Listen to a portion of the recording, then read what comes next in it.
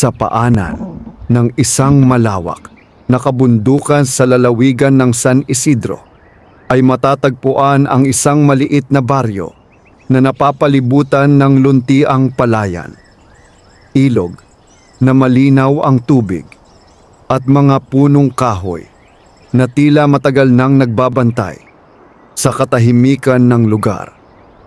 Ang baryong ito ay kilala sa pagiging masipag ng mga tao. Ngunit sa kabila ng kasipagan ay hindi lahat ay nabibigyan ng pantay na pagtingin. Sa dulo ng baryo, malapit sa isang lumang punong balete, nakatira ang mag-asawang sina Ramon at Lina. Sila ay simpleng magsasaka lamang na araw-araw ay nagbubungkal ng lupa upang makapagtanim ng palay at gulay na kanilang ikinabubuhay. Ang kanilang bahay ay yari sa kawayan at nipa. Maliit ito kung ikukumpara sa mga bahay ng iba sa baryo, ngunit malinis at maayos. Sa harap ng bahay ay may maliit na hardin kung saan nagtatanim si Lina ng talbos, ng kamote, sili, at ilang halamang gamot. Kahit simple ang kanilang buhay, kilala si Ramon bilang isang mabait at tahimik na tao. Hindi siya palaimik, ngunit kapag may nangangailangan ng tulong ay agad siyang tumutulong kahit wala siyang hinihinging kapalit. Si Lina naman ay kilala sa pagiging mapagkalinga. Kahit kapos sila sa pagkain, ay handa siyang magbigay ng kaunti sa kapitbahay na higit na nangangailangan. Ngunit sa kabila ng kanilang kabutihan, ay hindi sila gaanong pinapansin ng karamihan sa baryo. Marami sa mga tao roon ang nagmamay-ari ng malalawak na lupain. Ang ilan ay may malalaking bahay at maraming tauhan na nagtatrabaho sa kanilang bukid. Dahil dito, madalas na minamaliit ang mag-asawang tulad ni Ramon at Lina na maliit lamang ang lupang sinasaka. Isang umaga, habang sumisikat ang araw at ang hamog ay unti-unting nawawala sa mga dahon ng palay, maagang nagising si Ramon upang pumunta sa bukid. Tahimik siyang kumilos upang hindi magising agad ang asawa.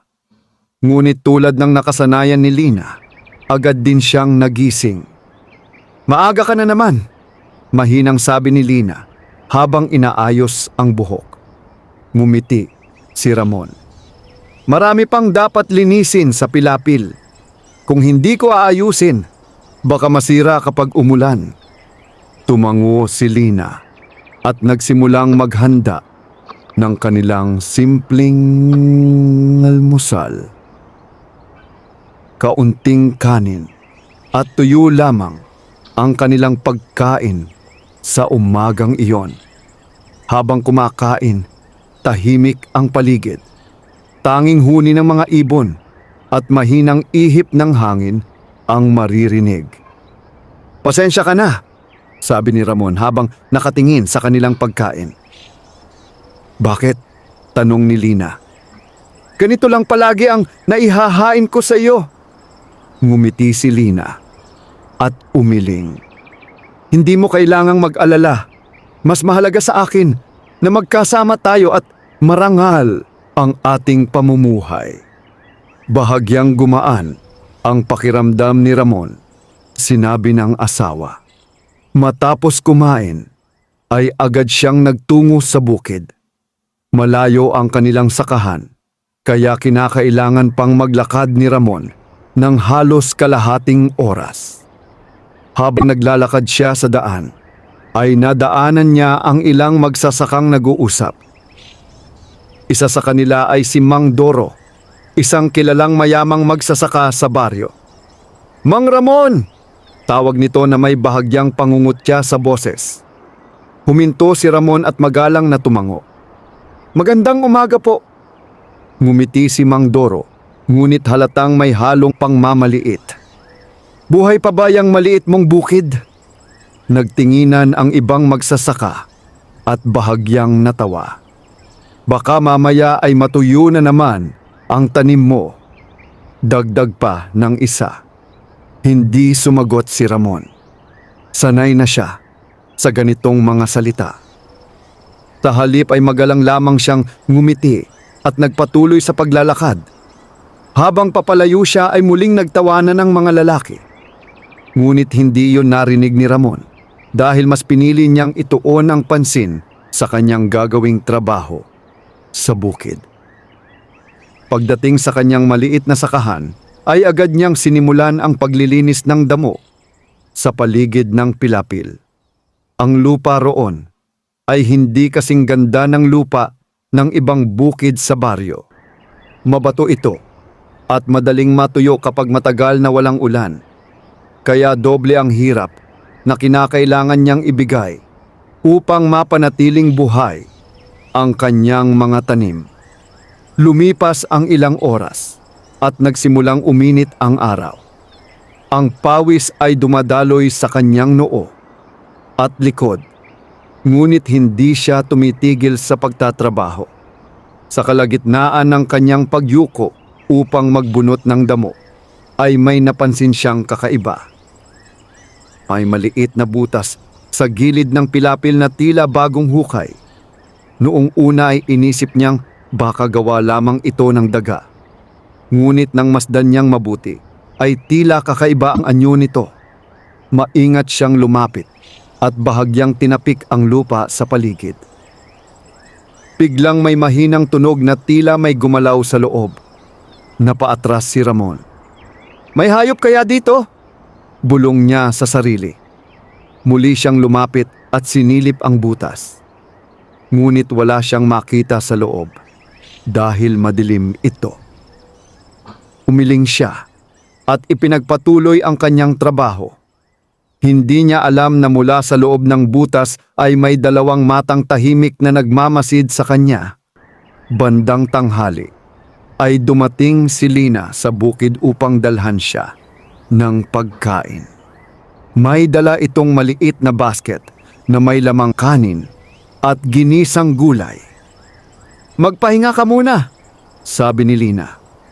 Umupo si Ramon sa ilalim ng isang maliit na puno ng mangga.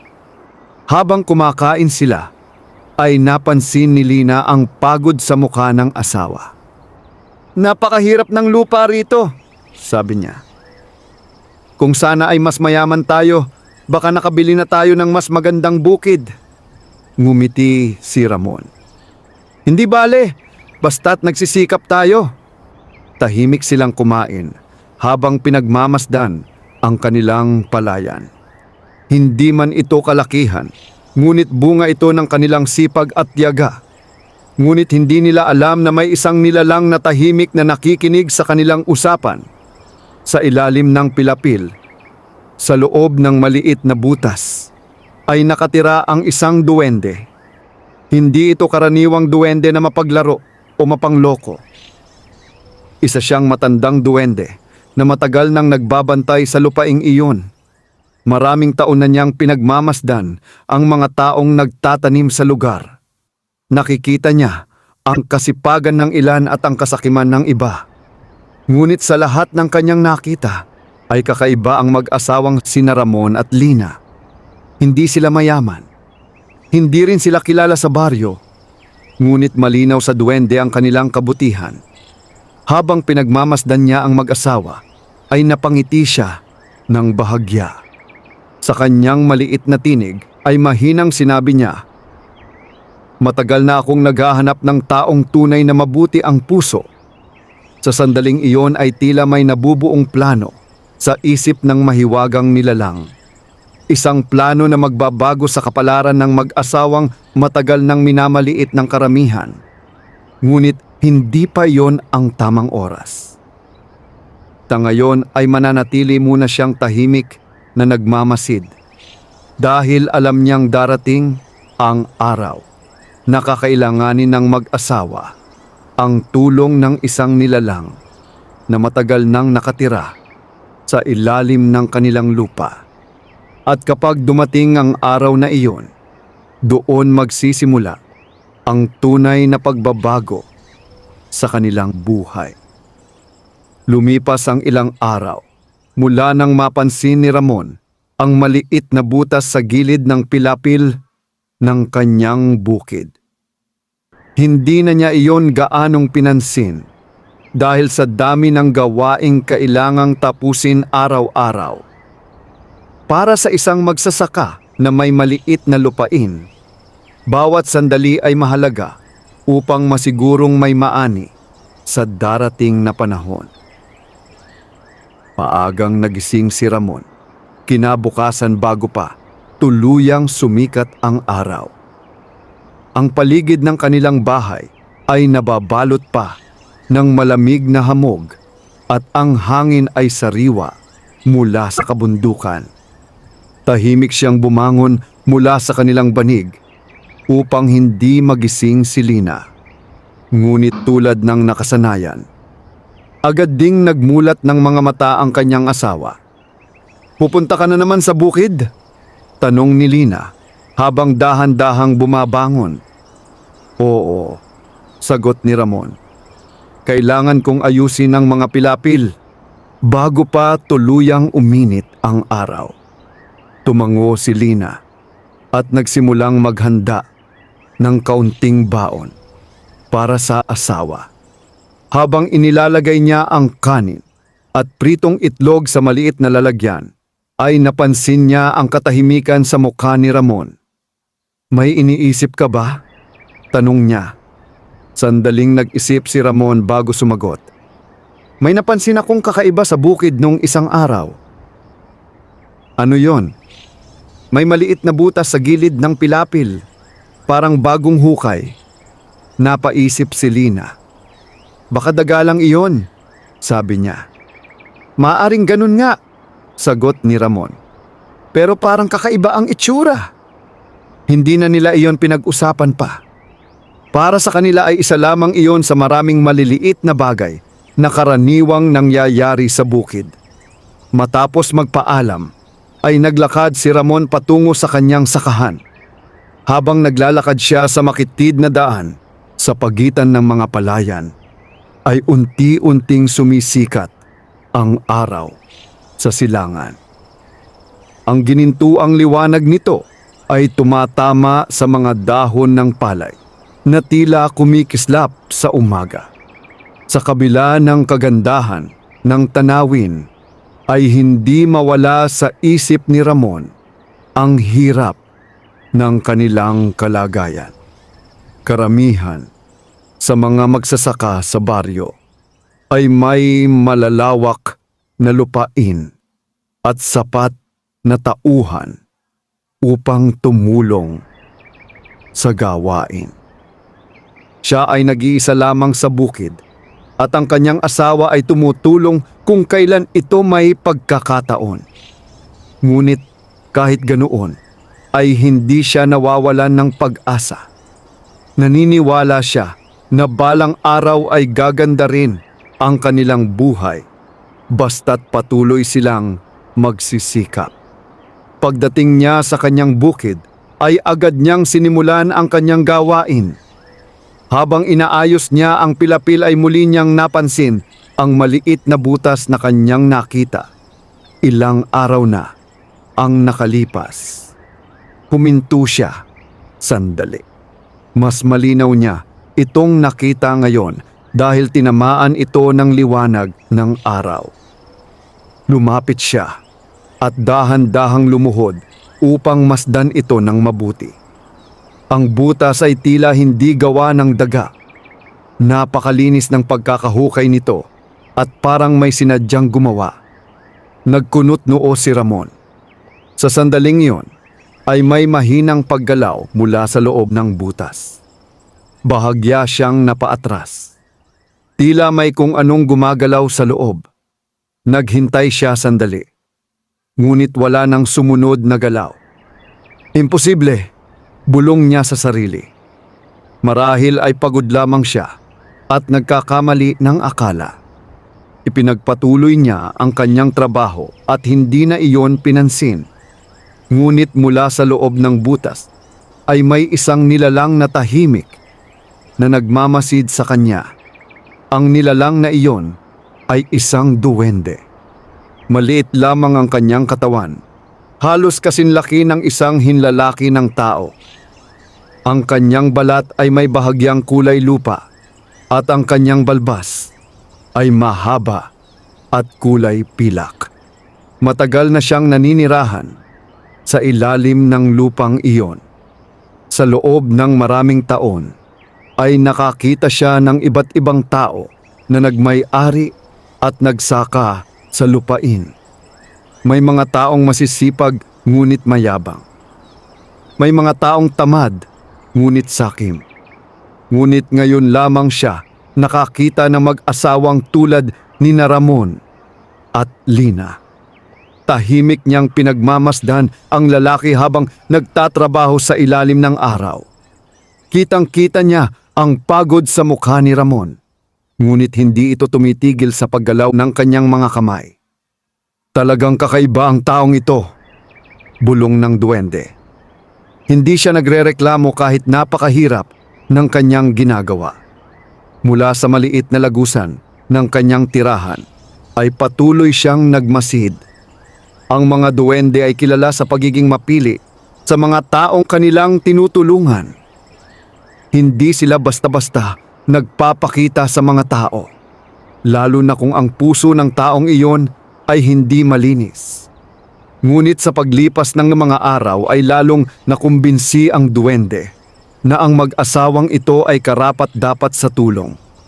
Lumipas ang oras at sumapit ang tanghali. Tumating muli si Lina, dala ang pagkain para sa asawa. Umupo sila sa ilalim ng puno at tahimik na kumain. Habang nag-uusap sila, ay napansin ng duwende ang isang pangyayari na lalong nagpatibay ng kanyang desisyon. May isang matandang pulubi na dumaan sa daan malapit sa kanilang bukid. Mukhang pagod na pagod ito at tila ilang araw nang walang maayos na pagkain. Huminto ito sa tabi ng pilapil at nagtanong sa mahina nitong tinig, "May bibigay ba kayong kaunting pagkain?" Tumingin si Ramon kay Lina. Alam nilang kaunti lamang ang kanilang dala. Ngunit walang pag-aalinlangan na iniabot ni Lina ang kalahati ng kanilang pagkain sa matanda. "Hindi po marami," sabi niya, "pero sana ay makatulong." Nagpasalamat ang matanda nang paulit-ulit bago nagpatuloy sa kanyang paglalakad. Tahimik na pinagmamasdan ng duwende ang pangyayari. Unti-unti siyang napangiti. "Ngayon ay sigurado na ako," sabi niya sa sarili. "Ang kabutihan ng mga taong ito ay tunay." Nang makauwi ang mag-asawa ng gabing yon, ay tahimik na muli ang kanilang maliit na bahay. Sa labas ay maliwanag ang buwan at ang hangin ay malamig. Matapos ang mahabang araw ng trabaho ay agad silang nagpahinga. Ngunit sa bukid na kanilang iniwan ay may kakaibang nangyari. Mula sa maliit na butas sa pilapil ay lumabas ang duwende. Ito ang unang pagkakataon na tuluyan siyang lumabas mula sa kanyang tirahan matapos ang napakaraming taon. Tahimik siyang tumayo sa ibabaw ng pilapil at minasdan ang bukid. Sa kanyang maliit na kamay ay may hawak siyang isang maliit na bato na kumikislap sa ilalim ng liwanag ng buwan. Ito ay isang mahiwagang bato na may kapangyarihang magbigay ng sigla sa lupa. Dahan-dahan niyang inilagay ang bato sa gitna ng pilapil. Pagkatapos ay nagsimula siyang maglakad sa paligid ng bukid habang mahinang bumubulong ng sinaunang mga salita. Unti-unting nagbago ang hangin sa paligid. Ang lupa ay tila nagkaroon ng bagong lakas. Ang mga halamang palay na kanina ay bahagyang nalalanta ay tila muling nabuhay. Matapos gawin ang mahiwagang gawain ay tumigil ang duwende at tumingin sa bahay ng mag-asawa na makikita mula sa malayo. "Hindi pa ninyo alam," sabi niya sa mahinang tinig. Ngunit ito pa lamang ang simula. Sa sandaling iyon ay bumalik siya sa kanyang maliit na tahanan sa ilalim ng lupa. At habang mahimbing na natutulog sina Ramon at Lina sa kanilang munting bahay, unti-unting nagsisimula ang pagbabago sa kanilang maliit na bukid. Isang pagbabago na magpapasimula ng isang pambihirang kapalaran. Madaling araw pa lamang ay nagising na si Ramon. Ang hangin mula sa kabundukan ay malamig at ang hamog ay nakabalot sa paligid ng baryo. Mula sa bintana ng kanilang maliit na bahay ay tanaw ang mga palayan na tila natutulog pa sa ilalim ng mahinang liwanag ng bukang liwayway. Dahan-dahan siyang bumangon upang ihanda ang sarili sa panibagong araw ng trabaho. Habang naghahanda siya ng kanyang mga gamit, ay nagising din si Lina. "Maaga ka na naman," sabi niya habang inaayos ang kumot na kanilang ginamit. Ngumiti si Ramon. "Mas mabuti ng maaga sa bukid. Marami pa akong kailangang ayusin." Lumapit si Lina sa maliit nilang lutuan at nagsimulang magluto ng kanin. Habang kumukulo ang tubig sa palayok, ay tahimik ang kanilang munting bahay. Hindi man marangya ang kanilang pamumuhay. Ramdam sa loob ng kanilang tahanan ang payapang samahan ng mag-asawa. Matapos ang simpleng almusal, ay naghanda si Ramon upang umalis. "Mag-iingat ka," sabi ni Lina. "Oo," sagot ni Ramon. "Babalik ako bago lumubog ang araw." Naglakad siya patungo sa bukid habang unti-unting sumisikat ang araw sa silangan. Habang papalapit siya sa kanyang sakahan, ay may kakaiba siyang napansin. Mula pa lamang sa malayo, ay tila mas luntian ang kulay ng kanyang palayan kumpara sa mga nakapaligid na bukid. Huminto siya sandali sa daan. "Parang iba ang itsura ng palay ko ngayon," bulong niya. Muli siyang naglakad nang mas mabilis hanggang sa makarating siya sa pilapil ng kanyang bukid. Pagdating niya roon ay hindi niya napigilan ang kanyang pagkamangha.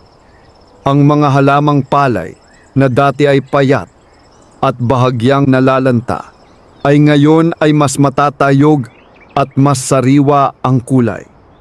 Ang mga dahon ay makintab at tila puno ng sigla. Lumuhod si Ramon at maingat na hinawakan ang isa sa mga tangkay ng palay. "Paano nangyari ito?" tanong niya sa sarili. Noong nakaraang araw ay hindi ganito kaganda ang kalagayan ng kanyang pananim. Sa katunayan, nag-aalala pa siya na baka hindi maging maganda ang ani nila sa panahong iyon. Ngunit ngayon ay tila biglang nagbago ang lahat. Naglibot siya sa buong bukid upang masdan ang bawat bahagi nito. Pare-pareho ang kalagayan ng mga tanim, malulusog, matitibay, at puno ng buhay. Para bang may hindi nakikitang kamay na nagbigay ng lakas sa lupa. Habang naglalakad siya sa gilid ng pilapil, ay muli niyang napansin ang maliit na butas na dati niyang nakita. Lumapit siya at sinuri ito.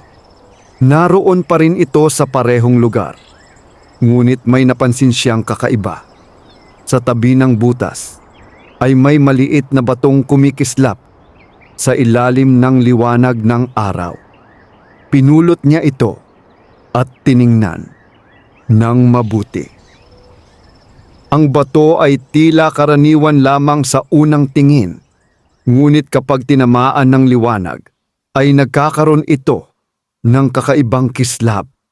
Hindi niya alam kung bakit, ngunit nakaramdam siya ng kakaibang pakiramdam habang hawak ang bato. Parang may init na dumadaloy mula rito, patungo sa kanyang palad. Nagkunot noo si Ramon. Hindi niya alam kung saan nanggaling ang batong iyon. Matagal na siyang nagtatrabaho sa bukid na iyon, ngunit ngayon lamang siya nakakita ng ganoong klasing bato. Sa huli, ay ibinalik niya ito sa tabi ng butas. Siguro ay walang halaga ito, sabi niya sa sarili. Ngunit hindi niya alam na ang batong iyon ay may taglay na mahiwagang kapangyarihan.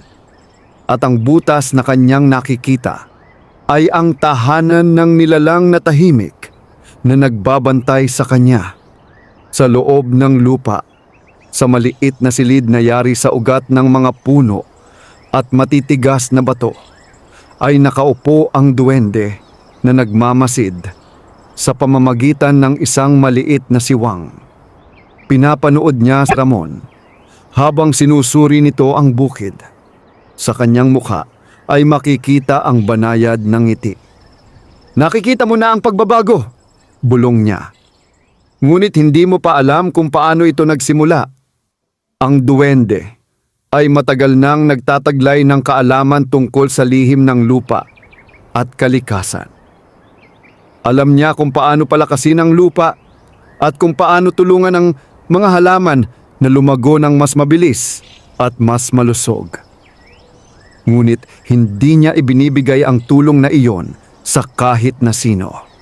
Sa kanyang mahabang buhay ay marami na siyang nakita na taong sakim at walang pakialam sa kapwa. Kaya naman maingat siya sa pagpili kung sino ang tutulungan. At sa kanyang palagay ay natagpuan na niya ang mga taong karapat-dapat sa kanyang tulong. Lumipas ang ilang oras at nagsimulang dumating ang ibang magsasaka sa mga katabing bukid.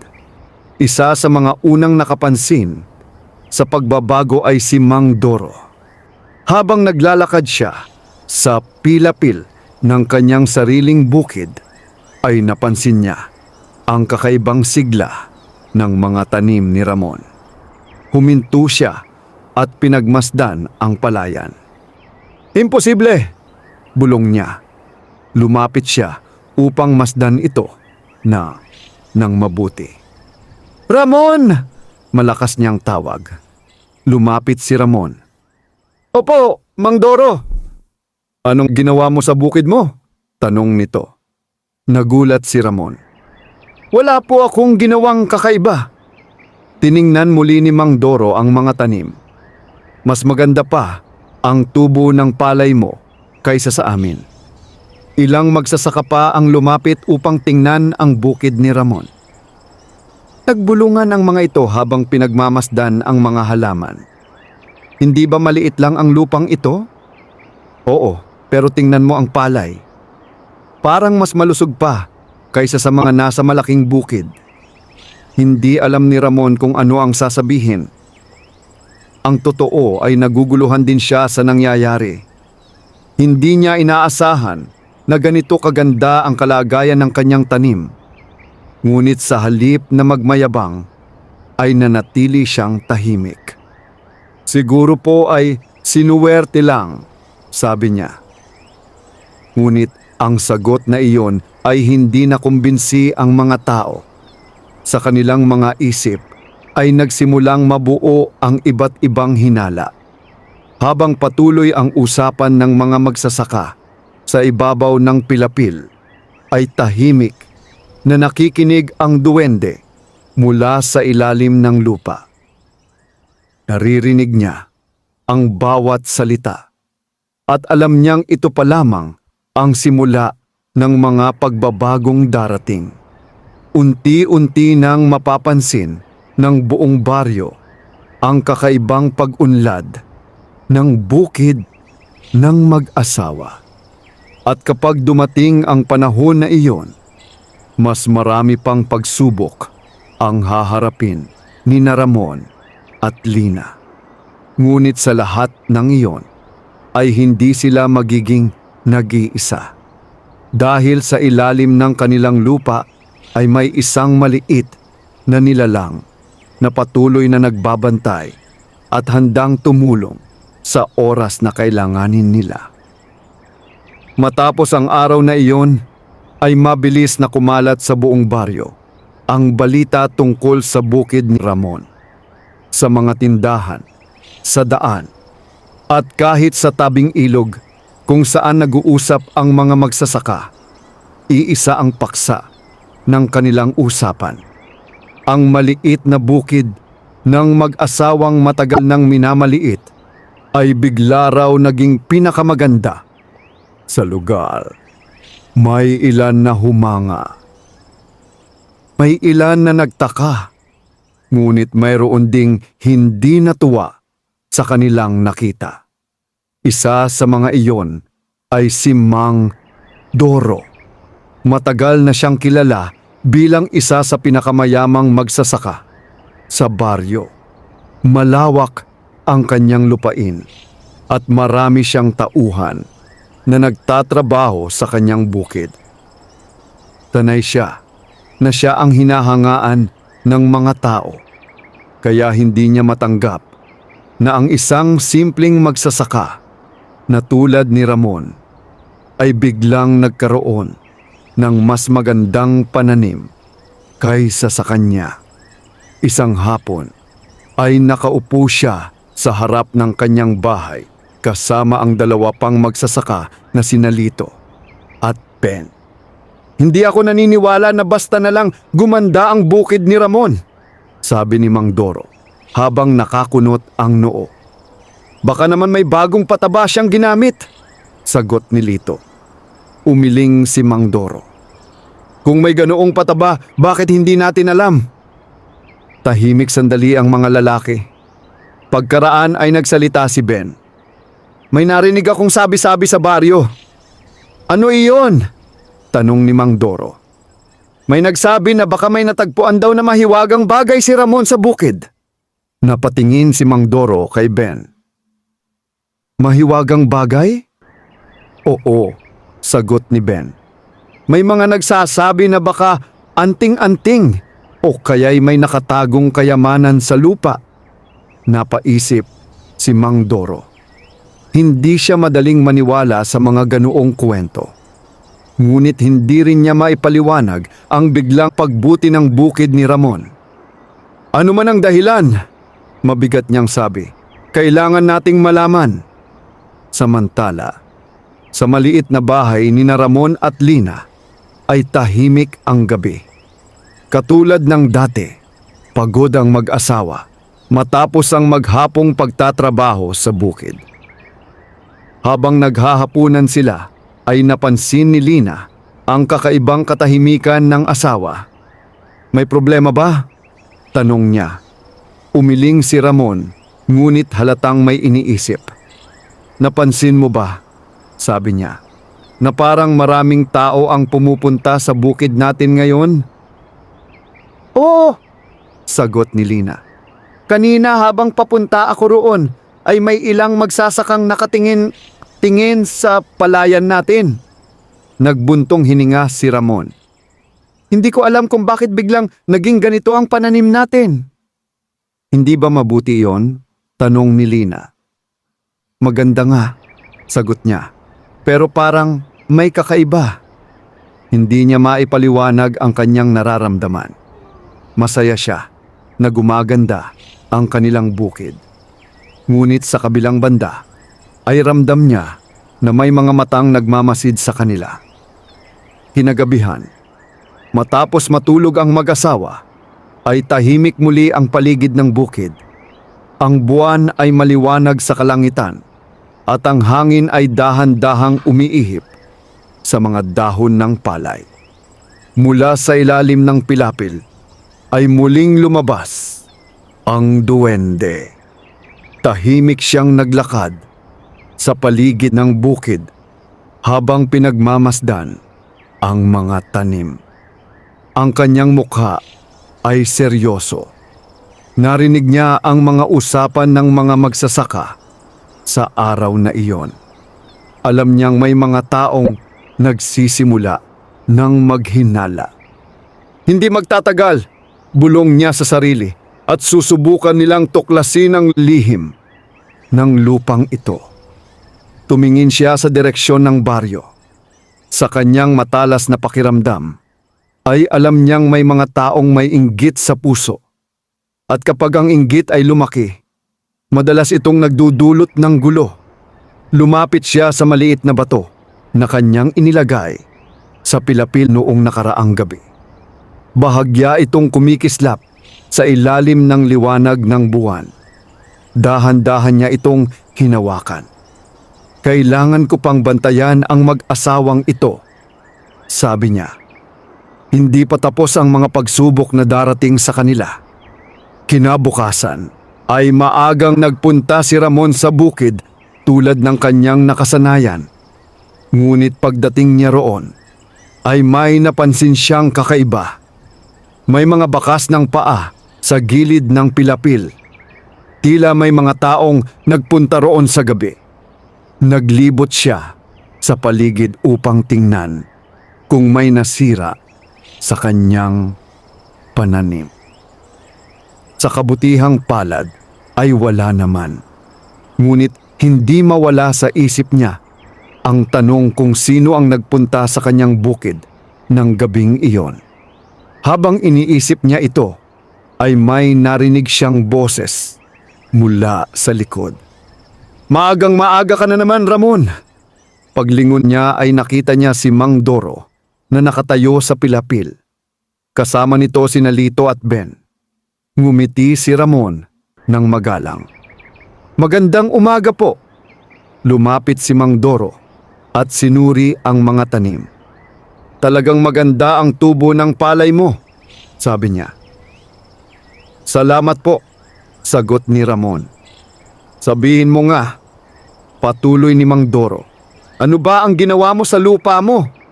Napakamot sa ulo si Ramon. Wala naman po akong espesyal na ginawa. Hindi kumbinsido si Mang Doro sa sagot na iyon. Tumingin siya sa paligid ng bukid na para bang may hinahanap. Pagkatapos ay muli siyang tumingin kay Ramon. Sigurado ka? Opo. Tahimik na nagkatinginan ang tatlong lalaki. Ramdam ni Ramon ang kakaibang tensyon sa kanilang mga tingin. Ngunit hindi niya alam kung ano ang kanilang iniisip. Sa ilalim ng pilapil ay tahimik na nakikinig ang duwende sa kanilang usapan. Alam niyang hindi basta titigil ang mga taong iyon hanggat hindi nila nalalaman ang dahilan ng pagbabago sa bukid. At sa kanyang maliit na dibdib ay nagsimulang mabuo ang isang desisyon. Kung kinakailangan, ipapakita niya ang kanyang sarili sa mag-asawa. Ngunit hindi pa ngayon. May tamang panahon para sa lahat. Sa ngayon ay patuloy muna siyang magbabantay. Dahil sa mga susunod na araw ay mas lalo pang lalakas ang inggit ng mga taong nakapaligid sa kanila. At ang inggit na iyon ang magdadala ng unang malaking pagsubok sa buhay ni Ramon at Lina. Isang pagsubok na magpapakita kung gaano katibay ang kanilang kabutihan at pananampalataya. Sa mga sumunod na araw ay lalo pang naging kapansin-pansin ang pag-unlad ng bukid ni Ramon at Lina. Ang mga halamang palay ay patuloy na tumatangkad at mas nagiging makapal ang mga dahon nito. Kahit ang mga dumaraan lamang sa daan ay napapahinto upang pagmasdan ang kakaibang sigla ng kanilang pananim. Unti-unting nagbago ang pagtingin ng mga tao sa mag-asawa. Ang mga dati nilang kapitbahay na halos hindi sila pinapansin ay nagsimulang bumati sa kanila kapag sila ay nagkakasalubong sa baryo. May ilan na nagtatanong kung anong pataba ang kanilang ginagamit. May ilan na nagtatanong kung saan nila nakuha ang kanilang binhi. Ngunit sa bawat tanong ay iisa lamang ang sagot ni Ramon. Wala po kaming ginawang kakaiba. Nagtanim lamang kami at nagsikap. Ang sagot na iyon ay tila hindi sapat sa mga taong gustong malaman ang lihim ng kanilang bukid. At habang tumatagal ay lalo lamang lumalaki ang pagdududa ng ilan. Isang gabi, sa likod ng bahay ni Mang Doro, ay nagtipon ng 3 lalaki. Si Mang Doro, Lito, at Ben. Tahimik ang paligid at tanging kuliglig lamang ang maririnig sa dilim. Hindi ako naniniwala sa sinasabi ni Ramon, sabi ni Mang Doro habang nakaupo sa bangko na yari sa kahoy. Walang magsasaka na biglang gaganda ang ani kung wala siyang ginagawa. Tumango si Lito. Napansin ko rin yon, kahit ang lupa niya ay hindi naman ganoon kaganda dati. Sumandal si Ben sa pader at nag-isip sandali. May isang paraan para malaman natin ang totoo, sabi niya. Tumingin si Mang Doro sa kanya. Ano iyon? Pumunta tayo sa bukid niya sa gabi. Nagkaroon ng maikling katahimikan. Sa gabi? Tanong ni Lito. Oo, sagot ni Ben. Kapag tulog na ang lahat, doon natin malalaman kung may itinatago siyang lihim. Napaisip si Mang Doro. Hindi niya karaniwang ginagawa ang ganoong bagay. Ngunit ang inggit at kuryosidad sa kanyang isipan ay unti-unting nananaig. Sa huli ay tumango siya. Sige, sabi niya. Ngayong gabi, samantala, sa maliit na bahay ni Ramon at Lina, payapa ang gabi. Matapos ang maghapong trabaho, ay pagod na pagod ang mag-asawa. Habang nakahiga sila sa kanilang banig, ay nagsalita si Lina. Napapansin mo ba na parang iba na ang tingin ng mga tao sa atin? Tanong niya. Oo, sagot ni Ramon. Kanina sa palengke ay maraming nagtatanong tungkol sa bukid natin. Hindi ko rin alam kung ano ang isasagot ko. Dagdag niya. Tahimik sandali ang dalawa. Pagkaraan ay sinabi ni Lina. Siguro ay biyaya lamang ito. Ngumiti si Ramon. Siguro nga. Ilang sandali pa ay nakatulog na sila. Sa kalagitnaan ng gabi ay tahimik ang buong baryo. Ang liwanag ng buwan ay naglalatag ng maputlang liwanag sa mga palayan. Sa malayo ay makikitang naglalakad ang 3 anino sa makitid na daan. Sina Mang Doro, Lito at Ben ay papunta sa bukid ni Ramon. Tahimik silang gumagalaw upang walang makarinig sa kanila. Pagdating nila sa pilapil ay tumigil sila. Dito yon, bulong ni Lito. Tiningnan ni Mang Doro ang paligid. Ang palayan ay kumikislap sa liwanag ng buwan at ang mga dahon ay marahang gumagalaw sa hangin. Talagang kakaiba ang bukid na ito, sabi niya.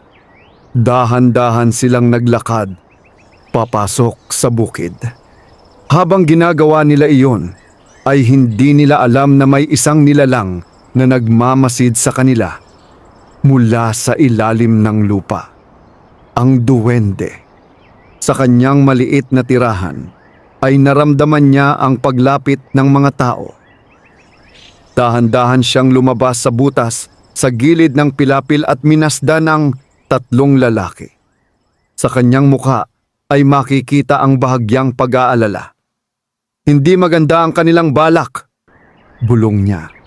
Samantala, patuloy na sinusuri ng 3 lalaki ang bukid. Hinahawakan nila ang mga dahon ng palay at tinitingnan ng lupa. Wala naman akong nakikitang kakaiba, sabi ni Ben.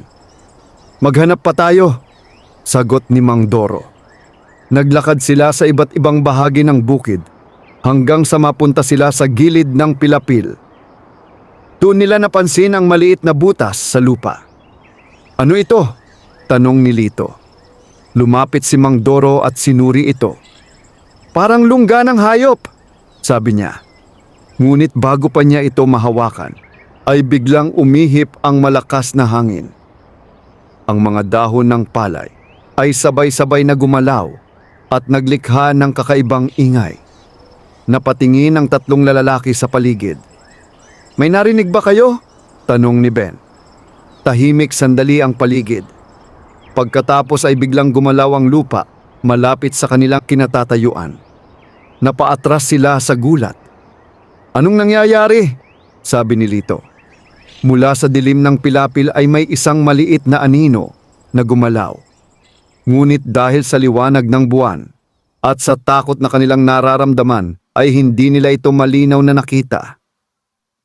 "Umalis na tayo," sabi ni Ben na kinakabahan na.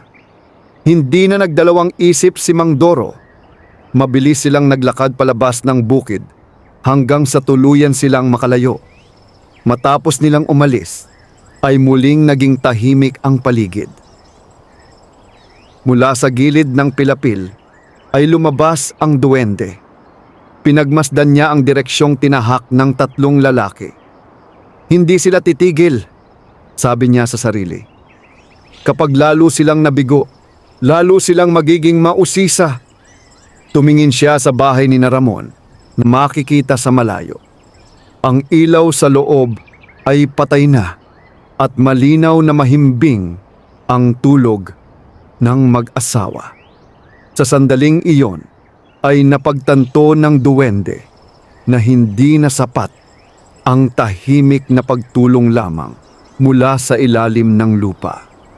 Darating ang panahon na kailangan niyang makipag-usap sa mag-asawa. Kailangan niyang ipaliwanag ang lihim ng lupa at ang dahilan ng mga pagbabagong nangyayari sa kanilang bukid. Ngunit bago mangyari iyon, ay may isa pang pagsubok na paparating. Isang pangyayaring maglalagay sa panganib sa kanilang pananim. At sa pagsubok na iyon, malalaman kung gaano kalakas ang pananalig ng mag-asawang matagal nang minamaliit ng karamihan. Madaling araw nang magising si Ramon kinabukasan, ang kalangitan ay bahagyang kulay abo pa lamang at ang mga ibon ay nagsisimula palang umawit mula sa mga puno sa paligid ng baryo. Gaya ng kanyang nakasanayan, tahimik siyang bumangon at naghanda upang pumunta sa bukid. Habang naglalakad siya sa makitid na daan patungo sa kanyang sakahan, ay napansin niya ang kakaibang katahimikan ng paligid. Ang hangin ay halos hindi gumagalaw at ang hamog sa mga dahon ng palay ay kumikislap sa unang liwanag ng umaga. Pagdating niya sa pilapil ay agad niyang napansin ang bakas ng mga yapak sa lupa. Huminto siya at yumuko upang tingnan ang mga ito. Malinaw na hindi iyon bakas ng hayop. Mga yapak iyon ng tao. Nagkunot noo si Ramon. Hindi siya pumunta sa bukid noong gabi at wala rin siyang alam na ibang tao na may dahilan upang pumunta roon. Dahan-dahan siyang naglakad sa paligid ng palayan upang tingnan kung may nasira sa kanyang mga tanim. Sa kabutihang palad ay nanatiling maayos ang lahat. Ang mga halamang palay ay patuloy na malulusog at matitibay. Ngunit hindi mawala sa kanyang isip ang tanong kung sino ang pumunta sa kanyang bukid sa kalagitnaan ng gabi. Bandang tanghali ay dumating si Lina. Dala ang kanilang pagkain. Umupo sila sa ilalim ng puno ng mangga habang kumakain. Napansin agad ni Lina ang pag-aalala sa mukha ng asawa. "May problema ba?" tanong niya. "May mga bakas ng paa sa bukid," sagot ni Ramon. "Bakas ng paa?" ulit ni Lina. "Oo, mukhang may mga taong nagpunta ron kagabi." Napatingin si Lina sa palayan. "Baka may mga dumaan lamang," umiling si Ramon. Sa gitna ng bukid ang mga bakas. Hindi iyon karaniwang daanan. Tahimik sandali ang mag-asawa. Bagamat hindi nila alam kung sino ang pumunta roon, ramdam nilang may kakaibang nangyayari sa paligid nila. Mag-ingat na lang tayo, sabi ni Lina sa mahinahong tinig. Tumango si Ramon. Sa kabilang bahagi naman ng baryo ay nag-uusap muli sina Mang Doro, Lito at Ben. Hindi naging matagumpay ang kanilang pagpunta sa bukid noong gabi. Sa halip na sagot ay mas lalo lamang silang naguluhan. May kakaiba talaga sa lugar na iyon, sabi ni Lito. Parang may kung anong gumalaw sa lupa kagabi. Hindi nagsalita si Mang Doro agad. Sa kanyang isip ay paulit-ulit na bumabalik ang nangyari sa bukid. Ang biglang pag-ihip ng hangin, ang paggalaw ng lupa, at ang kakaibang pakiramdam na tila may nagmamasid sa kanila. Ngunit sa halip na matakot, ay lalo lamang siyang naging determinado na malaman ang lihim ng bukid ni Ramon. Kung hindi natin makuha ang sagot sa gabi, sabi niya, may iba pa tayong paraan. Ano iyon? Tanong ni Ben. Tingnan natin kung gaano katibay ang kanyang pananim. Nagkatinginan ang dalawang lalaki. Unti-unting naunawaan nila ang ibig sabihin ni Mang Doro. Kinagabihan ay biglang nagbago ang panahon. Mula sa kabundukan ay dumating ang makapal na ulap at ang hangin ay nagsimulang lumakas. Sa loob ng kanilang maliit na bahay ay narinig ni Ramon at Lina ang unang kulog. Parang lalakas ang bagyo, sabi ni Lina habang nakatingin sa bintana. Tumango si Ramon. Kung magtutuloy ito, baka mahirapan ang mga pananim. Hindi lamang hangin ang kanilang kinatatakutan. Ang malakas na ulan at baha ay maaaring sumira sa mga pilapil at tangayin ang mga batang palay. Tahimik silang nagdasal bago matulog, umaasang hindi magiging malala ang paparating na bagyo. Sa bukid ay patuloy na lumalakas ang hangin. Ang mga dahon ng palay ay malakas na humahampas sa isa't isa habang dumadampi ang ulan sa lupa. Mula sa ilalim ng pilapil ay muling lumabas ang duwende. Tiningnan niya ang kalangitan na puno ng makakapal na ulap. Malakas ang bagyong ito, sabi niya sa sarili. Alam niyang kapag tuluyang bumuhos ang ulan, ay maaaring masira ang mga pilapil ng bukid. Kapag nangyari iyon, kahit gaano kalakas ang lupa, ay mahihirapan pa ring mabuhay ang mga pananim. Dahan-dahan siyang naglakad sa gitna ng palayan. Sa kanyang maliit na kamay ay muling kumislap ang mahiwagang bato na matagal na niyang ginagamit upang tulungan ang lupa. Ngunit hindi lamang kalikasan ang kailangan niyang bantayan. Sa di kalayuan ay may 3 anino na papalapit sa bukid, sina Mang Doro at ang kanyang mga kasama. Sa kanilang isipan ay may balak silang gawin habang malakas ang bagyo at walang makakapansin sa kanila. Hindi nila alam na may isang nilalang na handang ipagtanggol ang bukid na kanilang gustong sirain. Huminto ang duwende at tumingin sa direksyon ng mga lalaking papalapit. Sa kanyang maliit na mukha ay makikita ang matinding determinasyon. Hindi ko hahayaan na masira ang bunga ng kanilang kabutihan, mahina niyang sabi. At sa gabing iyon, habang patuloy na lumalakas ang bagyo, magsisimula ang unang tunay na laban ng duwende upang protektahan ang bukid ng mag-asawang matagal nang minamaliit ng karamihan. Patuloy na lumalakas ang ulan sa gabing iyon. Ang hangin ay sumisipol sa pagitan ng mga puno at ang mga dahon ng palay ay halos sumayaw sa lakas ng bugso ng hangin. Sa maliit na bahay ni Ramon at Lina ay hindi mapakali ang mag-asawa. Paminsan-minsan ay tumitingin si Ramon sa bintana upang obserbahan ang panahon. Kung magtutuloy ang ganitong ulan hanggang umaga, sabi niya, baka masira ang pilapil sa bukid. Lumapit si Lina sa kanya. Wala tayong magagawa ngayon. Masyadong madilim at delikado nang pumunta roon. Alam ni Ramon na tama ang kanyang asawa. Ngunit bilang isang magsasaka, mahirap para sa kanya na manatili lamang sa bahay habang ang kanyang pananim ay maaaring masira ng bagyo. Sa huli ay napaupo na lamang siya at tahimik na nagdasal. Umaasa siyang magiging maayos ang lahat pagsapit ng umaga. Samantala, sa gitna ng madilim at maulang bukid, dahan-dahang naglalakad sina Mang Doro, Lito at Ben. Ang kanilang mga katawan ay nababalot ng kapote, ngunit hindi nito lubos na napipigilan ang lamig ng ulan. Sigurado ka bang ito ang tamang gabi? Tanong ni Lito habang pinipilit marinig ang sariling boses sa gitna ng malakas na hangin. Oo, sagot ni Mang Doro.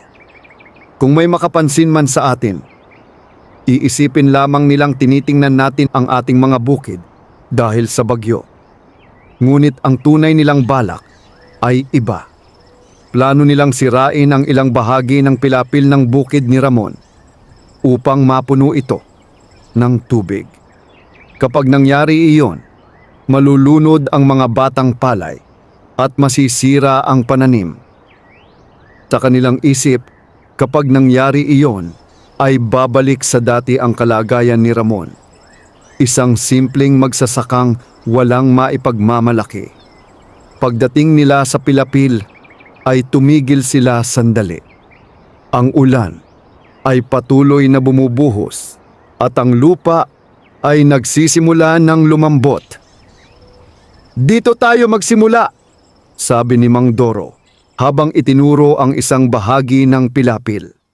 Kung mabubuksan nila ang bahaging iyon, ang tubig mula sa kalapit na kanal ay papasok sa bukid at mabilis na mapupuno ang palayan. Lumapit si Ben at sinimulang hukayin ang lupa gamit ang kanyang pala. Tumunod si Lito. Habang ginagawa nila iyon, ay hindi nila alam na may isang nilalang na nagmamasid sa kanila mula sa gilid ng pilapil. Ang duwende. Sa ilalim ng ulan, ay halos hindi mapansin ang kanyang maliit na katawan. Tahimik siyang nakatayo at pinagmamasdan ang ginagawa ng tatlong lalaki. Sa kanyang mga mata ay makikita ang matinding pag-aalala. Hindi ko maaaring pabayaan ito, bulong niya. Dahan-dahan siyang lumapit sa gilid ng pilapil kung saan naguhukay ang mga lalaki. Sa kanyang maliit na kamay ay hawak niya ang mahiwagang bato na matagal nang nagbibigay lakas sa lupa. Ipinasok niya ito sa basang lupa at nagsimulang bumulong ng sinaunang mga salita. Sa unang sandali ay walang nagbago. Ngunit pagkalipas ng ilang sandali ay biglang lumakas ang hangin. Ang mga dahon ng palay ay nagsimulang kumaluskos ng sabay-sabay.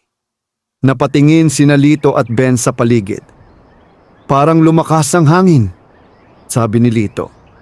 Hindi sumagot si Mang Doro at ipinagpatuloy ang paghuhukay. Ngunit ilang segundo pa lamang ang lumipas ay biglang gumalaw ang lupa sa kanilang paanan. Napaatras si Ben. Anong nangyayari?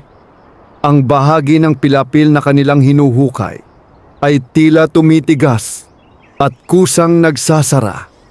Ang lupa na kanilang tinatanggal ay bumabalik sa dating pwesto.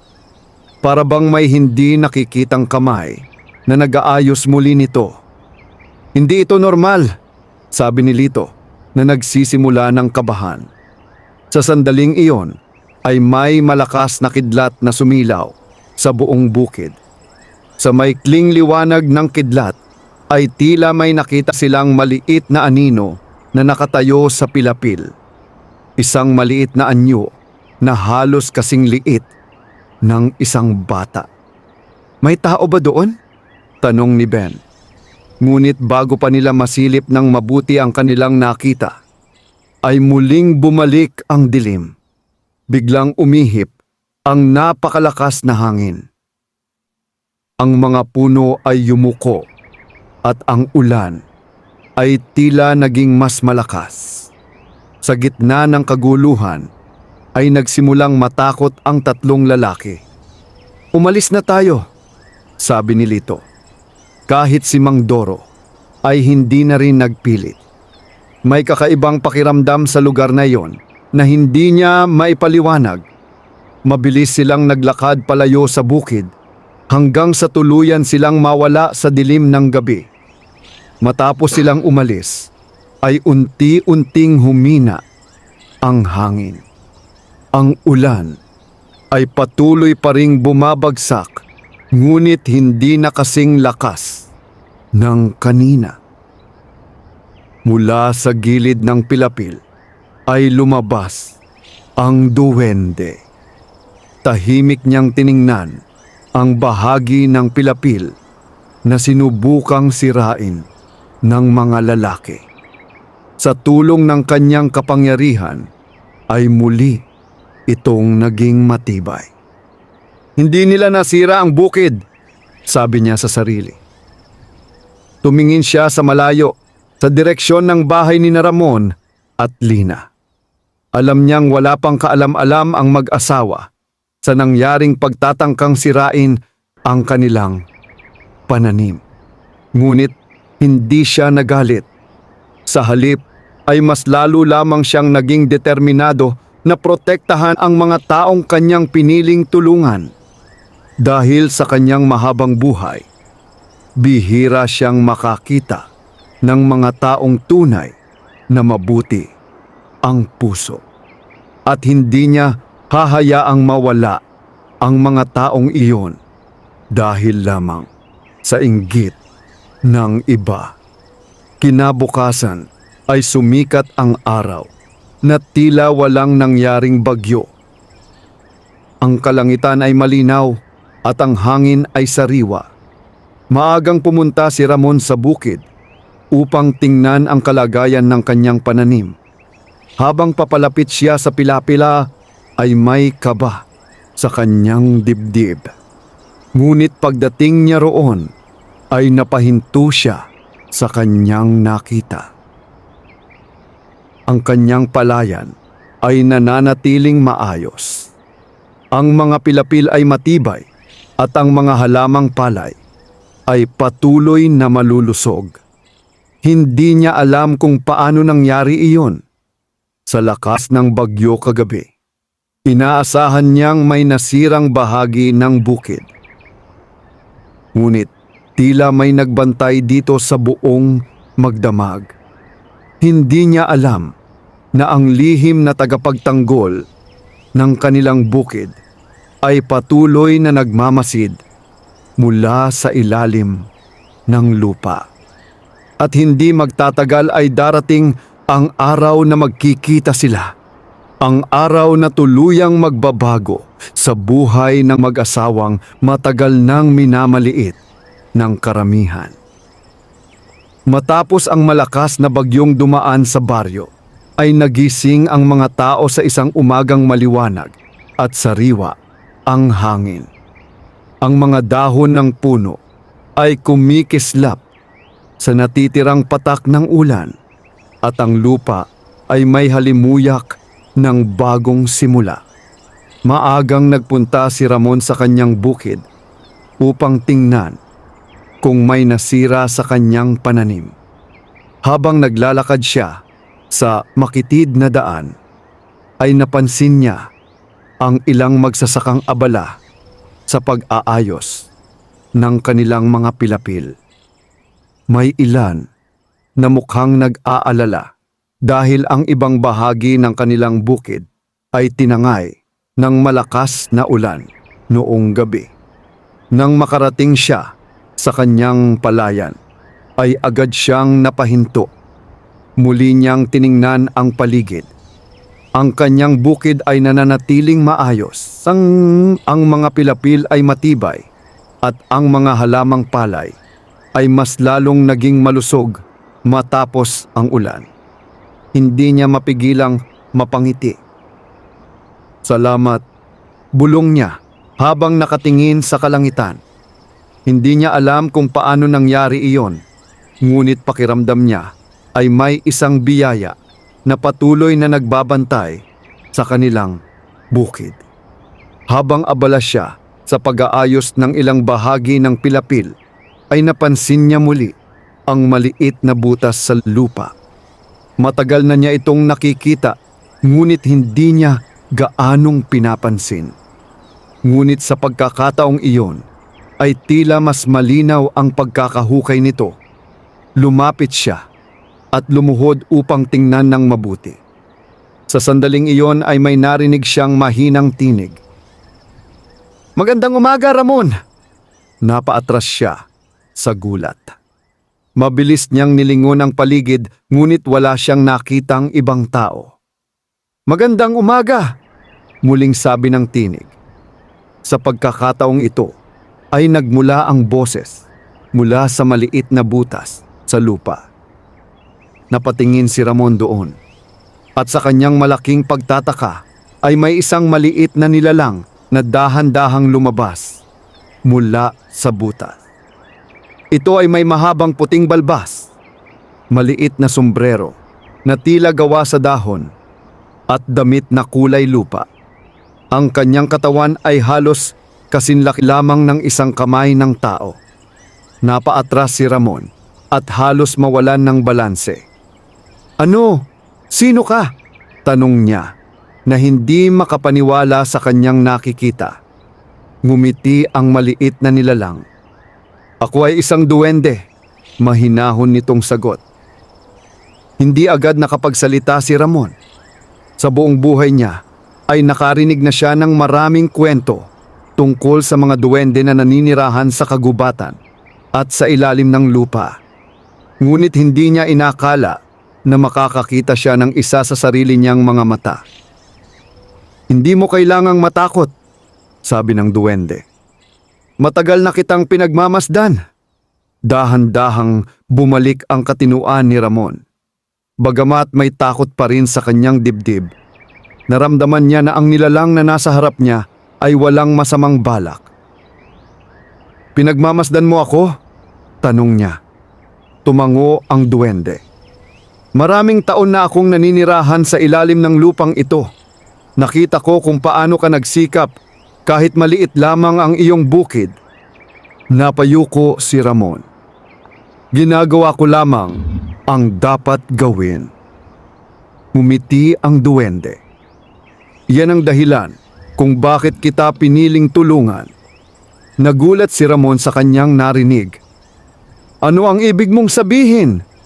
Ang duwende ay tumingin sa paligid ng bukid. "Napansin mo na marahil na biglang gumanda ang iyong pananim?" Tumango si Ramon. "Oo, ngunit hindi ko alam kung bakit." "Dahil tinulungan kita," sagot ng duwende. Tahimik ang paligid ng ilang sandali. Ang tanging maririnig ay ang mahinang paggalaw ng hangin sa mga dahon ng palay.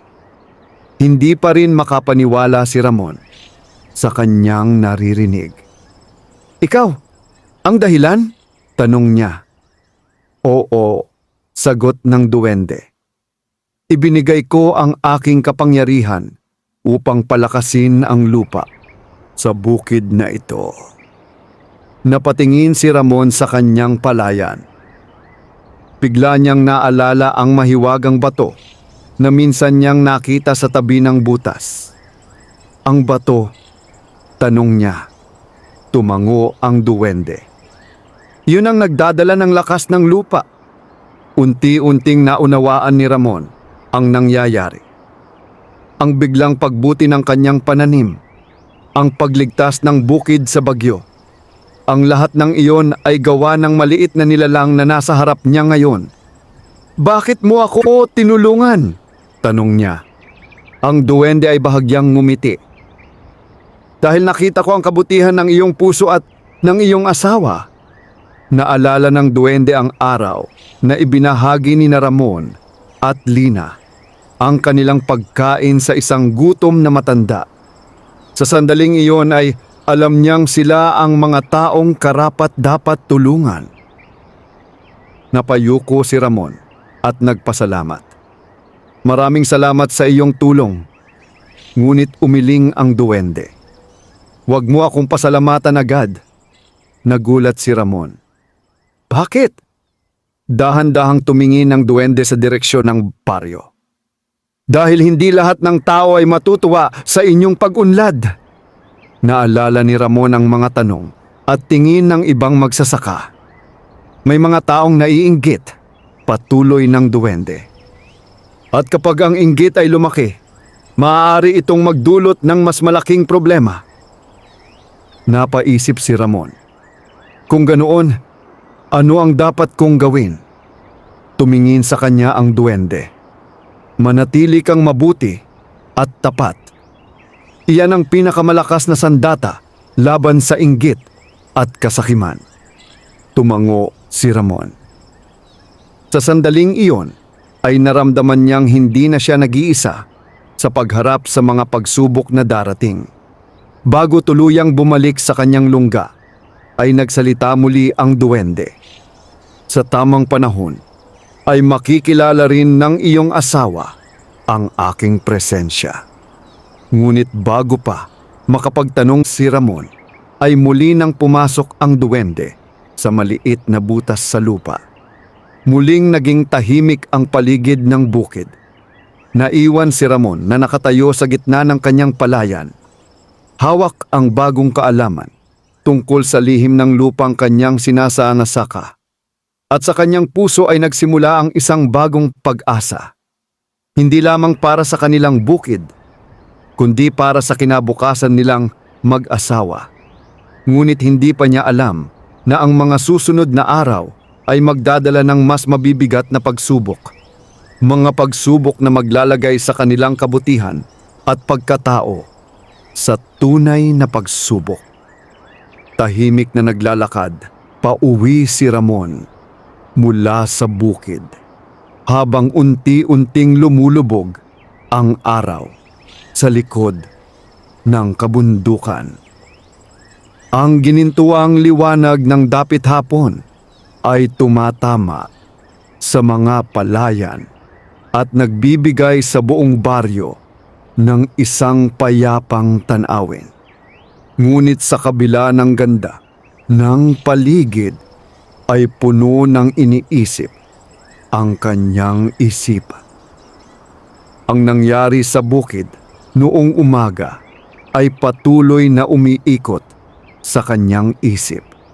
Ang maliit na nilalang, ang duwende, ang lihim na kapangyarihang tumutulong sa kanilang lupa.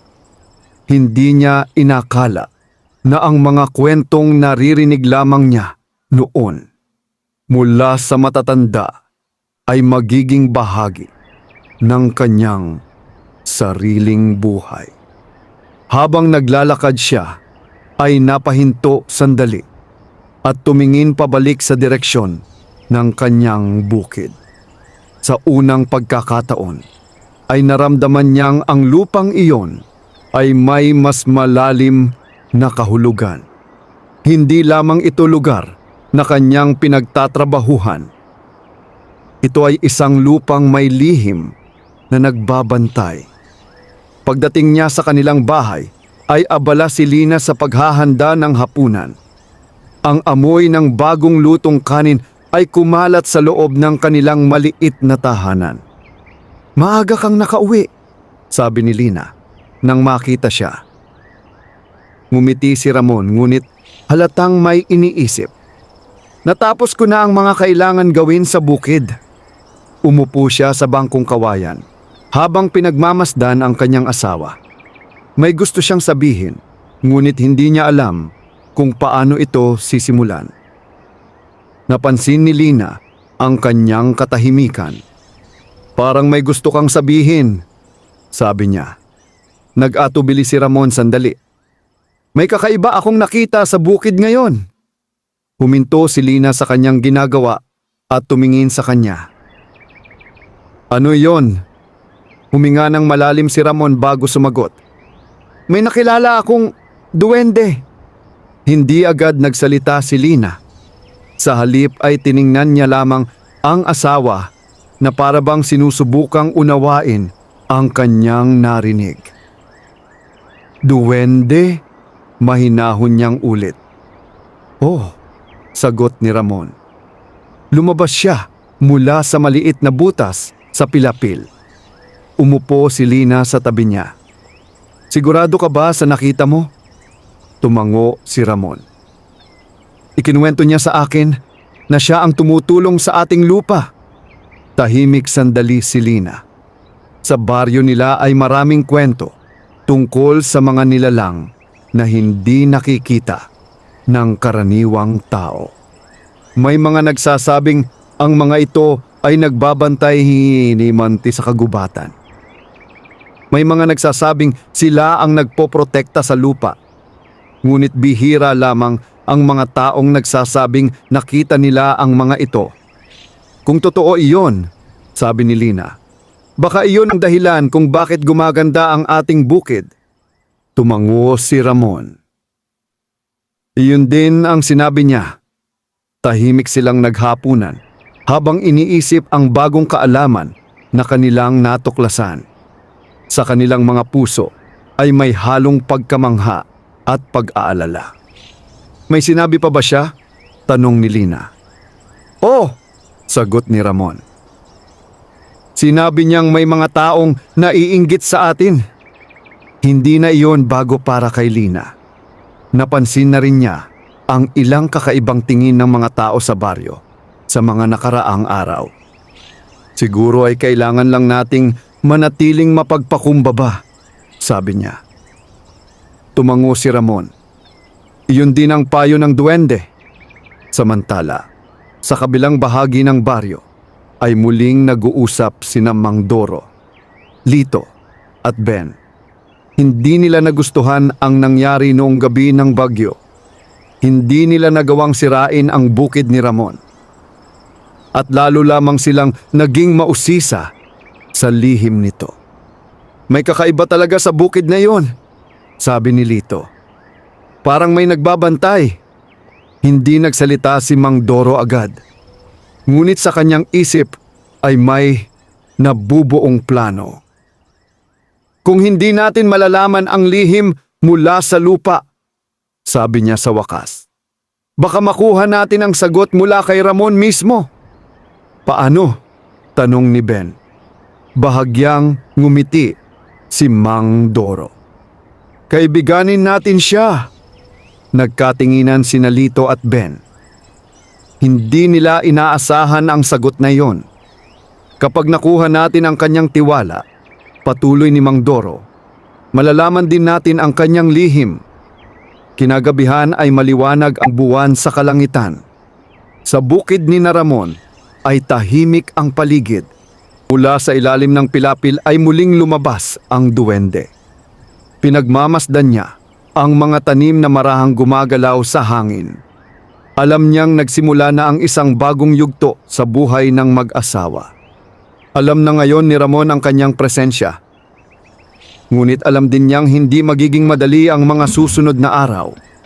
Dahil habang lumalago ang kanilang bukid, lumalaki rin ang inggit ng mga taong nakapaligid sa kanila. Tumingin siya sa direksyon ng baryo. Sa kanyang matalas na pakiramdam, ay alam niyang may mga taong nagpaplano. Hindi pa tapos ang pagsubok, mahina niyang sabi. Ngunit sa kabila ng lahat, ay naniniwala siyang ang kabutihan ng mag-asawa ay magiging sapat upang malampasan ang anumang pagsubok na darating. At sa nalalapit na mga araw, ang lihim na iyon ay mas lalo pang susubukin ng mga pangyayaring hindi inaasahan. Lumipas ang ilang araw matapos malaman ni Ramon ang lihim ng kanyang bukid.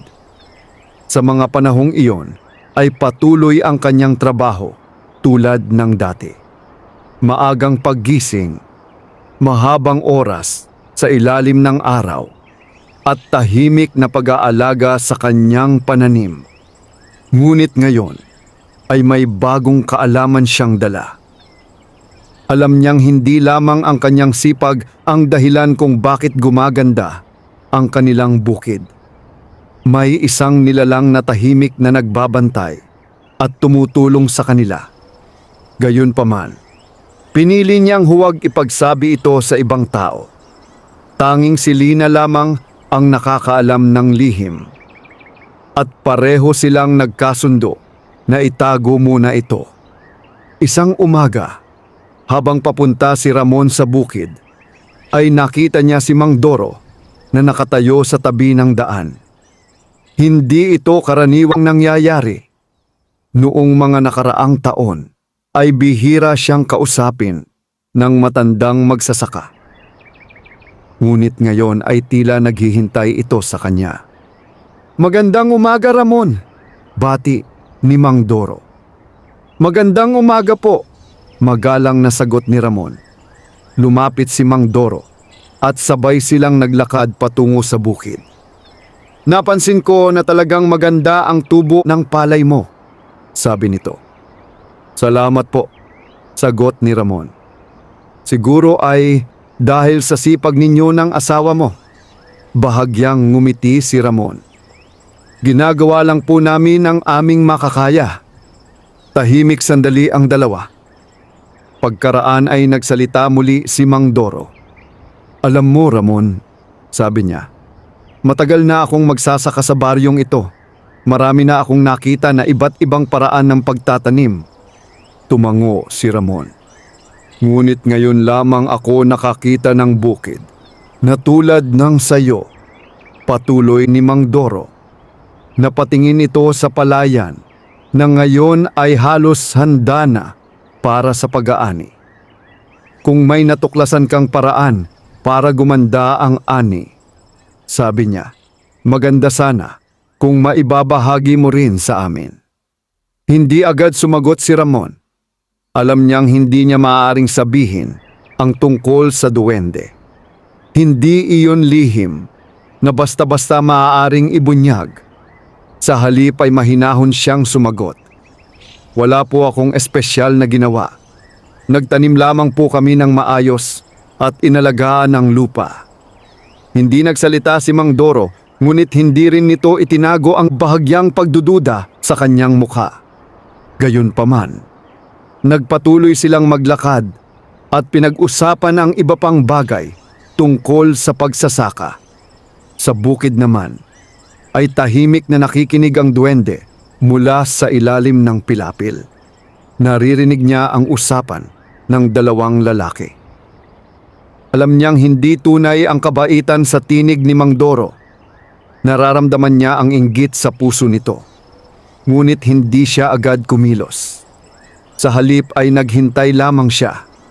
Alam niyang mahalaga na si Ramon mismo ang magpasya kung paano haharapin ang mga taong nais malaman ang kanyang lihim. Pagdating ng tanghali, ay dumating si Lina dala ang kanilang pagkain. Napansin niyang kasama ni Ramon si Mang Doro. "Magandang tanghali," bati niya. "Magandang tanghali rin," sagot ni Mang Doro. Mupo silang tatlo sa ilalim ng puno ng mangga. Habang kumakain ay nagkuwento si Mang Doro tungkol sa mga nakaraang ani sa baryo. Sa unang pagkakataon ay tila naging magaan ang kanilang usapan. Ngunit sa loob ng isip ni Ramon at Lina ay may pag-iingat pa rin.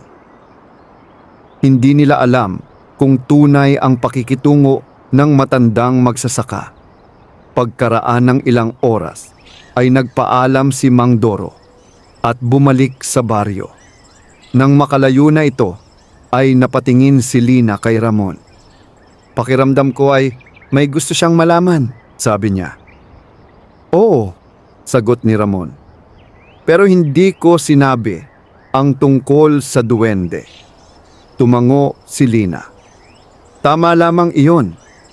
Kinagabihan, habang maliwanag ang buwan sa kalangitan, ay muling lumabas ang duwende mula sa kanyang lungga. Tahimik siyang naglakad sa pagitan ng mga halamang palay. Huminto siya malapit sa pilapil kung saan nakatayo si Ramon kanina. "Maayos mong ginawa ang iyong desisyon," sabi niya sa mahinang tinig.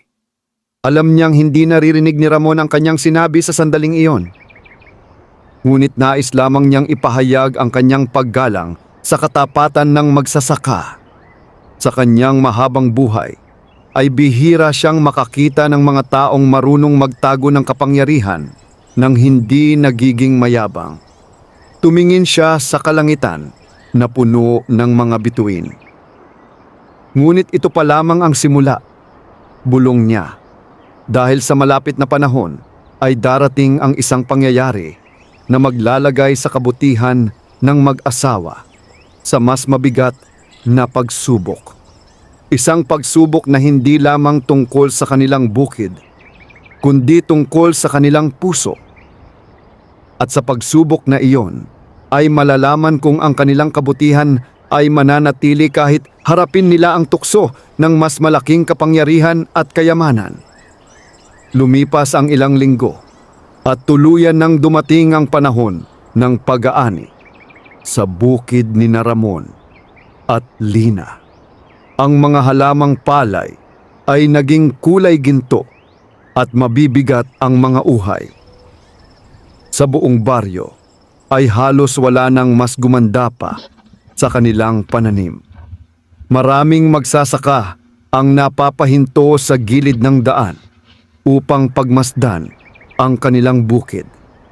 Ang mga dati nilang minamaliit ay ngayon ay may halong paghanga sa kanilang mga mata. Ngunit sa kabila ng lahat ng iyon ay nanatiling simple at mapagkumbaba ang mag-asawa. Isang umaga ay nagsimula na ang kanilang pag-aani. Magkasama silang nagtrabaho sa ilalim ng araw habang maingat na pinuputol ang mga uhay ng palay. Habang ginagawa nila iyon, ay napansin ng ilang magsasaka ang kanilang sipag at unti-unti silang lumapit upang tumulong. Ang iba ay nagdala ng mga sako.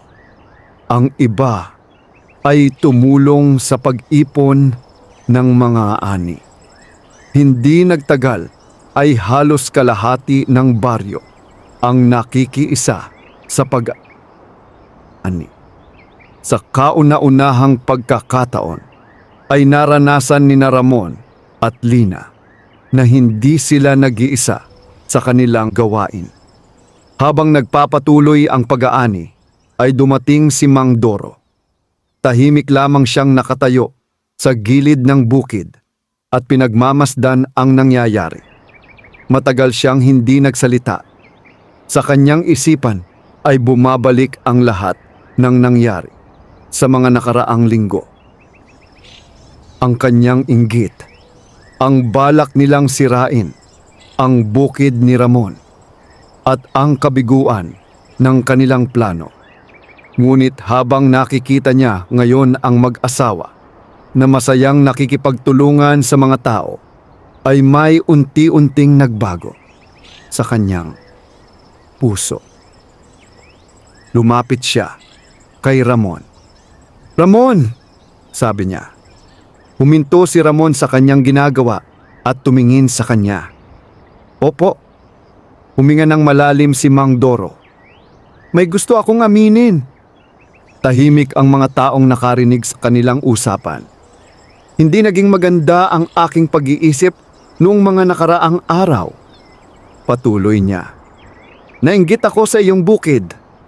Hindi agad nagsalita si Ramon. Ngunit sa halip na magalit, ay ngumiti lamang siya ng bahagya. "Wala po yon," mahinahon niyang sagot. "Lahat naman po tayo ay nagsisikap para sa ating mga bukid." Napayuko si Mang Doro. Hindi niya inaasahan ang ganoong sagot. Sa halip na galit, ay kabaitan ang ibinalik sa kanya. "Kung papayag ka," sabi niya, Gusto kong tumulong sa pag-aani. Ngumiti si Ramon at iniabot sa kanya ang isang karit. Malugod po namin kayong tinatanggap.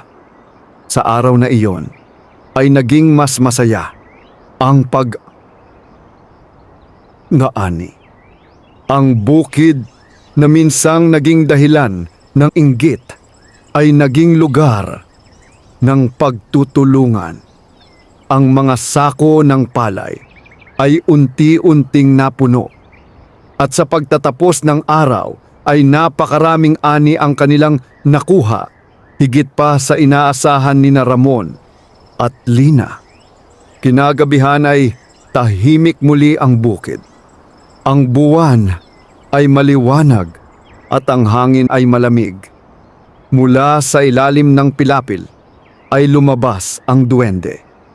Pinagmamasdan niya ang bukid na ngayon ay halos wala nang natitirang palay dahil sa pag-aani. Sa kanyang mukha ay makikita ang kasiyahan. Natupad na ang aking hangarin, sabi niya sa mahinang tinig. Para sa kanya, ang tunay na layunin ng kanyang pagtulong ay hindi lamang upang pagandahin ang lupa. Ito ay upang ipakita sa mga tao na ang kabutihan ay may gantimpala. Habang iniisip niya iyon, ay narinig niya ang mahinang yabag. Lumapit si Ramon sa pilapil. Hindi siya nagulat nang makita ang duwende. Sa halip ay ngumiti siya. "Alam kong lalabas ka ngayong gabi," sabi niya. Ngumiti rin ang duwende. "Masaya akong makita na naging maayos ang lahat." Tumango si Ramon. "Salamat sa iyong tulong," umiling ang duwende. "Hindi ko iyon ginawa para sa pasasalamat. Ginawa ko iyon dahil nakita ko ang kabutihan sa inyong puso." Sandaling tumahimik ang dalawa. Pagkaraan ay nagsalita muli ang duwende. "Ngayon ay panahon na upang magpaalam." Nagulat si Ramon. "Magpapaalam?" "Oh," sagot ng duwende. "Ang lupa ay muling magiging tulad ng dati, ngunit ang biyaya na inyong natanggap ay mananatili sa inyong buhay." Napayuko si Ramon. "Hindi ko makakalimutan ang iyong kabutihan." Ngumiti ang duwende. "Ang tunay na biyaya ay hindi nagmumula sa mahika. Ito ay nagmumula sa kabutihan ng puso." Matapos ang gabing iyon, ay hindi na muling nakita ng sinuman ang duwende sa bukid. Ngunit kahit nawala ang mahiwagang tagapagtanggol ng lupa, ay patuloy pa ring naging maayos ang buhay ni Ramon at Lina. Ang kanilang ani ay sapat upang mapabuti ang kanilang pamumuhay. Unti-unti rin silang nakabili ng mas malaking lupang masasaka. Ngunit kahit nagbago ang kanilang kalagayan, ay hindi nagbago ang kanilang puso. Nanatili silang mapagkumbaba at handang tumulong sa iba. At sa baryo ng San Isidro, ay matagal na ikinuwento ng mga tao ang kwento ng mag-asawang minsang minamaliit ng karamihan. Ang mag-asawang pinagpala dahil sa kanilang kabutihan. Isang kwento na nagpapaalala sa lahat na ang tunay na kayamanan ay hindi nasusukat sa laki ng lupa o dami ng ani, kundi sa kabutihan ng puso ng isang tao. Wakas.